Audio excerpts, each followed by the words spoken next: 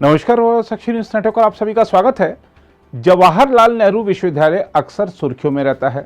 यह सुर्खियां भी अक्सर छात्रों के प्रदर्शन या छात्रों के आपसी संघर्ष आदि घटनाओं से संबंधित होती हैं। लेकिन इस बार जेएनयू अपने कुलपति के बयानों की वजह से चर्चा में है। दरअसल जेएनयू की कुलपति शांतिश्री धूलीपुड़ी पंडित ने कहा है कि मानव विज्ञान की दृष्टि से कोई भी देवता उच्च जाति से नहीं है और यहाँ तक कि भगवान शिव भी अनुसूचित जाति या जनजाति से हो सकते हैं।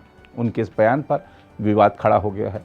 धार्मिक लोग इस मामले पर जेएनयू कुलपति के बयान की आलोचना कर रहे हैं, तो कांग्रेस नेता उदित राज समेत कुछ लोग जेएनयू कुलपति के बयान को सही ठहरा रहे हैं।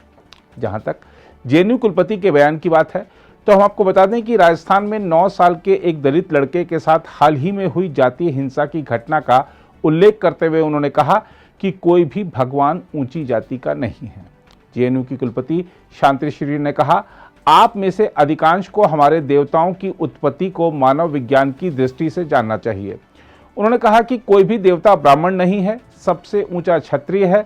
भगवान शिव अनुसूचित जाति या अनुसूचित जनजाति से होने चाहिए, क्योंकि वह एक सांप के साथ एक शमशान में बैठते हैं और उनके पास पहनने के लिए बहुत कम कपड़े हैं। उन्होंने कहा, मुझे नहीं लगता कि ब्राह्मण शमशान में बैठ सकते हैं। जेएनयू कुलपति ने कहा कि लक्ष्मी, शक्ति या यहाँ तक कि जगन्नाथ सहित देवता मानव विज्ञान की दृष्टि से उच्च जाति से नहीं है। उन्होंने कहा कि वास्तव में जगन्नाथ भगवान का मूल आदिवासी है। उन्होंने कहा, तो हम अभी भी इस भेदभाव को क्यों जारी रखे हुए हैं, जो बहुत ही अमानवीय है।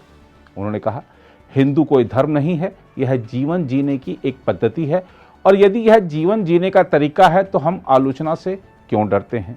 जेएनयू कुलपति ने आगे कहा, गौतम बुद्ध हमारे समाज में अंतर्निहित संरचित भेदभाव और हमें जगाने वाले पहले लोगों में से एक थे।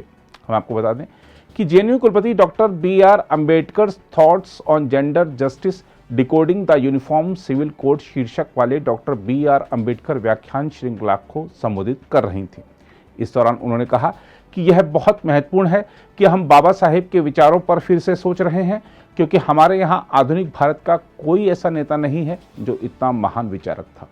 साथ ही उन्होंने दावा किया कि मनुस्मृति में महिलाओं को दिया गया शूद्रों का दर्जा इसे असाधारण रूप से प्रतिगामी बनाता है। उन्होंने कहा, मैं सभी महिलाओं को बता दूं कि मनुस्मृति के अनुसार सभी महिलाएं शूद्र हैं, इसलिए कोई भी महिला यह दावा नहीं कर सकती कि वह ब्राह्मण या कुछ और है। उन्होंने कहा कि मनुस्मृति के अनुसार महिलाओं को जाति केवल पिता से या फिर विवाह के जरिए पति से मिलती है।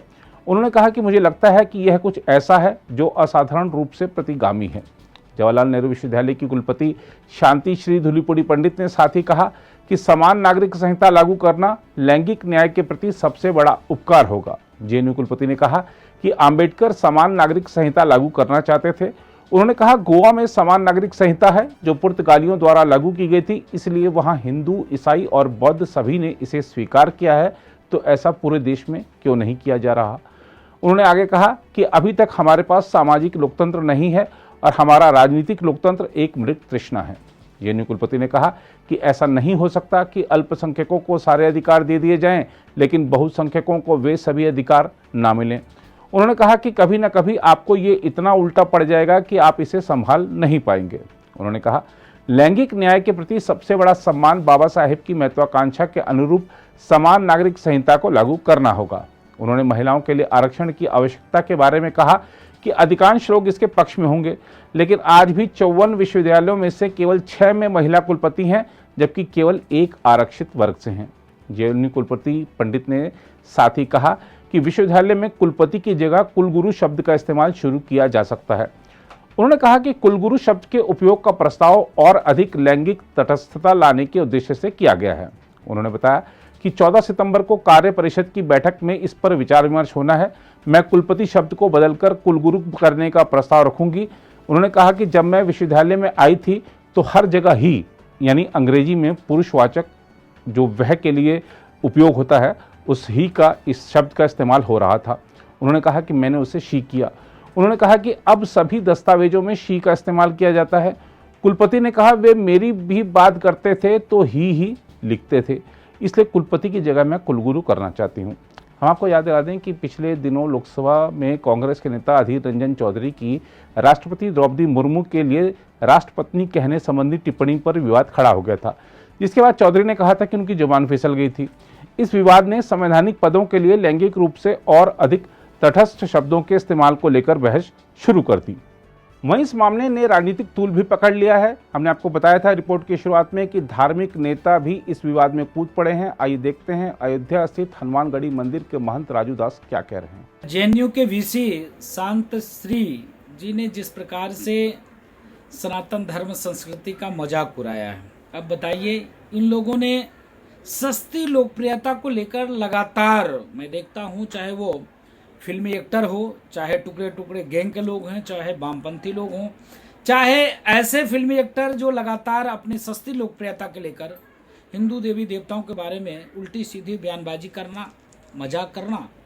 और अब देखिए कि ये कुलपति महोदय का भी, वीसी का ये भाषा है कि भोले बाबा ब्राह्मण नहीं, एससी ओबीसी।